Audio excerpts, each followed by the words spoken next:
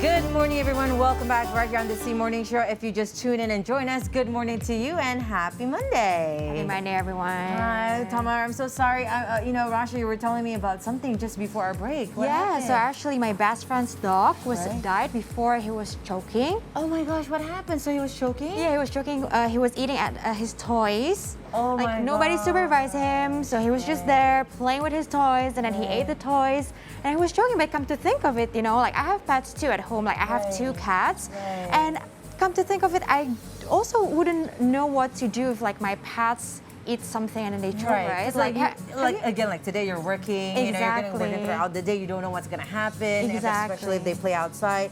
But you know what? I have someone that I want to introduce you to. Oh, wow. She's my friend, she's a vet, and she'll let us know the first thing, like the first aid procedures, for your cats, and for our friends at home if they have their pets, in case for an emergency. So she's right here. Okay. Good morning, Doc. Good morning. Doctor, this is Rasha, this is Dr. Tamara Nopita. Thank you so much for coming here with us. Yeah, I'm so happy that you invite me to here. Thank you so much. Thank you. We're really curious about, like saving dogs and pets, our pets at home. Especially you have cats at home too, right? Yeah, what's the first aid, right? And stuff like that. So yeah, excited for you to be here. Yes. So, Dr. Tamara, what is like the common, thing that would happen to our pets and the emergency that, sometimes when our pet owners would find with their pets? Okay, there's a lot of emergency that we find in our clinic. Like human, there's a lot of accidents, like a trauma, like seizure and everything, like even toxicity you can find on small pets, like dog and cats. Right. Yeah. So, how do you know when, our pets need a first aid procedure right away? You can check from, we can say from the snout to tail, if there's anything wrong with them, if they have any rapid breathing or they seem very weak, you can do your first aid at home. Right, so we have to see, their health conditions and see how active they are, I presume, right? Yes, that's right. So regarding my friend's pet, right, it choked on their toys. What to do when our pets choke on their toys? What is the first thing that we need to do? Okay, so first, do you have... Yeah, we can do a simulation. Okay, sure. Okay, I can use this one. Right. Let's say that your dog is as this size. Yes. Make sure there is no object in the mouth. You can open it, but careful because they might hurt you and they might bite you. We can, this way. Just make sure there is nothing in the mouth. Just carefully open their mouth. Right. And you see if there's something, you can just carefully put it out. And then if there's not, you can always use the Heimlich maneuver, the one that we use in human too. Okay. You can carefully put them on the standing position like this, and then just put your hands on the softest spot behind the rib cage, and then just push it like this. So behind the rib cage, right? Behind the rib cage, and then just squeeze. Do a compression like this, squeeze it, 5 compression, and then see if there's anything comes out from their mouth. Right. So Rasha, I don't have any pets, so yes. So try. I really want to try because just in case my pet choke, right? So first you try to open the mouth first, and then you take out anything that is stuck in the neck, right? That's right. And then if it's still choke, and then you have to just put your hands so you behind found the softest spot, right, on your pet, and then on just the rib cage. on the rib squeeze cage, it like squeeze it. Yeah. Okay. How hard do you need? Because your pets are very different sizes. Yeah. How hard or how soft you should? If it's medium or small dogs like this, you can just feel it like this. Just feel your hands. But if it's large dogs, then you have to try more of your power. Engage your power to make the object comes out. Oh, if the object has not come out here from the mouth. All right. Okay. So it's like trying to push someone that is choked, right? Yes, because you're usually you're from the back and then you would kind of squeeze them from the front side. Yes, but this is for pet, so you have you use both hands under the rib cage. Yes. That's right. Dr. Tamara, that is when your pets are choking. What about seizure? Our animals have seizures? Yeah, they do have seizure, and usually it is because of maybe they have predisposed factors like liver failure or kidney disease or even epilepsy. Like as humans, they have an episode. We don't know what time they're gonna have it, and then we can try to prepare for a towel here. Okay. If they have seizure, just make sure that you make yourself calm first, and then you make your pet calm. Make sure they don't have any hard objects surrounding them, such as maybe the wall. Just make sure they are in the center of the room. So a lot of space. A lot of space, and then you put the towel on them just to make them comfort. And then, So maybe we can demonstrate that here. oh yeah, sure. Yeah, like this. So you put the towel Oh, first, yeah. right? Maybe because they are in seizure, so we put on it on them. Okay. So you cover. So you cover it with a Right, blanket. we cover with it. Yes. So how do you actually calm them when they have seizure? Do you let just them to finish the seizure first, Yeah. or how do you, or are you trying to stop them?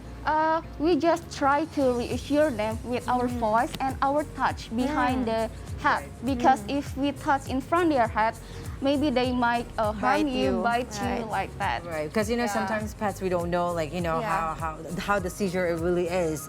Sometimes it's like shivering. Like, what is the the range from the very minimal seizure to like a very high where we really need to go to the hospital right away? Okay, so you need to wait until the seizure is finished. It can range until minutes. So you have to keep track of the length of the seizure, and then after it stops, you can go to the vet immediately and tell the information that you have. Okay. And then after that, the vet will give you the medication for you to keep whenever they have the next episode. Okay. So you still need to go to the vet even though they're done with the seizure Yep, itself. that's All right. Doctor, so is there any medication that we could give to our pets when they're having seizure, or is that something that you would, as a vet, would give for the pets itself? Yeah, we will prescribe you for anti-anxiety. You can take daily, or even your pet might tell you to have a stock of the anti-anxiety, and then you can put it through their anus like that. Okay. Yeah, because if they are having seizure, they might not swallow their pills. So this is just like humans, right? Yeah, exactly. If they have like Like anxieties, humans. you got prescribed for Right, some right. drugs, basically. So what about if they're unconscious? Can we do actually a PCR on them? And if Yeah. yes, how should we do that? Okay, so if a PCR is quite similar with human, okay, sorry. Yeah, just make sure that you lay them. Okay, I'm gonna So this is the try. first basic yeah. CPR, right? Yeah, the basic Okay. CPR. Lay them on their side. Okay. It doesn't matter either way, either side, and then make sure that the head, Hold this for you. the throat pipe is in the straight line with the spine. Okay. Yeah, and then it is quite different with different breed and different size. But Right. let's say that this is the medium breed, and then you can feel the rib cage around here. Okay. And then for the hand, you can put your hand on top of the other hand. So you kind of cross your hands, right, like Yeah. this, and then you find the rib cage. Yeah, and then at the widest length, at the highest point, you put your hand there like this, and then do the compression like this, and Okay. then don't bend your waist, just okay. lock it like this. Okay. Yeah, usually we do it on the floor because we can use our core muscle, Yeah. not our arms like Yeah. that, and then just compress it like this. How many times should you actually compress it? Usually we do it, it equals of 100 until 120 beats per minute. So it means Right. 2 compression per 1 second. Okay. So we do it 30 compressions. On one time, 30 pumps. 30 compressions. Right? I mean, yeah. 30. Oh, that's very long. Like, how do you know? Excuse me, sorry, because this is something new for me. Like, how do we know also if it's too hard to pump and whatnot? Make sure that you don't exceed half of the depth of the chest. Oh, okay. So that's like okay. our limits, right? Yeah. Okay. Make sure that you push the 1/3 of the chest. Yes. And then after the 30 compressions, you can give mouth to snout breathe. Okay, mouth to snout. This is very Yeah. different. Because, So- humans is mouth to mouth. This is Yeah. mouth to snout. Mouth Okay. to snout. So when you give the mouth to snout breathing, you make sure that the mouth of your pet is closed tightly, so there's no air leaking out. Okay. And then you put your mouth to their snout and then just blow 2 until 3 times of breath. 2 to 3 times. Okay. And if you have a modified air bag, you can push it to their snout, Yeah. and then it avoid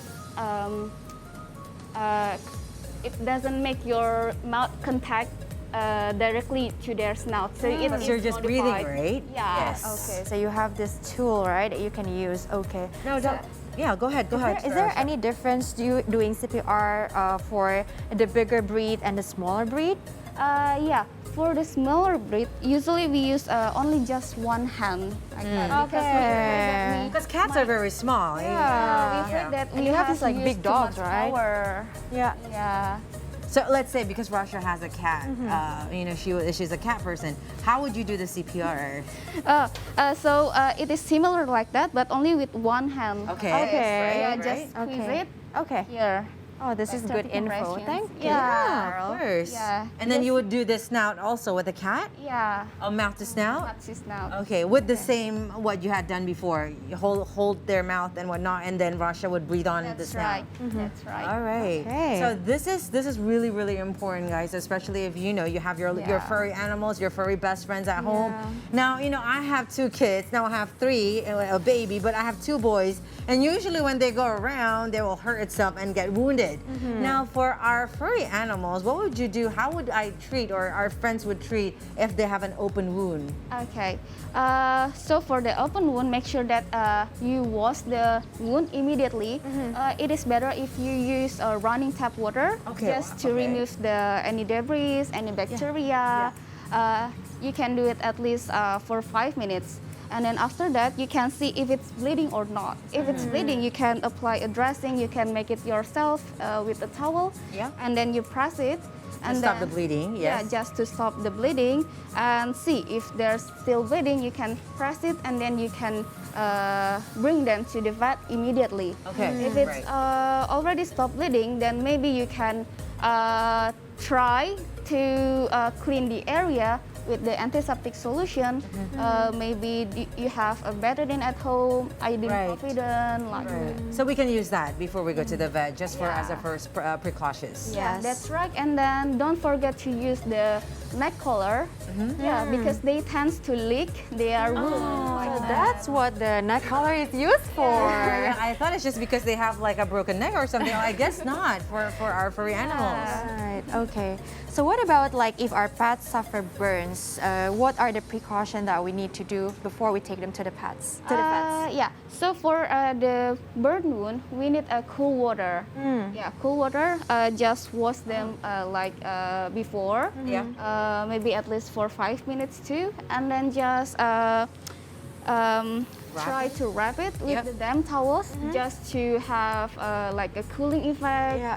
So make them it's shooting them, Right. and then you can try to wrap it until they are in the vat. Yes. So okay. that's where you're supposed to, like the first aid procedures that you have to do. Now, Dr. Tamara, can you please tell us also, sometimes like you were saying before that pets, our furry animals, can have anxiety. And sometimes do they have traumas also? Like how can we really see when our pets are having trauma? Do they have lost appetite? How can we really insight their physical being itself? Okay, so all I can say is check, and check. Check from the mouth to the snout to the tail. Yeah. If you see anything wrong, maybe See anything different? Yeah, anything like their behavior, because they are like your own kids. You can see Right. if they are like afraid, they are not themselves. You Yeah. can just make sure they don't have any like injury in their mouth, maybe from their food. You can check from everything surrounding them. So we can really see from their physical of their, something that would be different, anxiety, depressions, and whatnot that had happened. It's just like when you observe human, right? Yeah.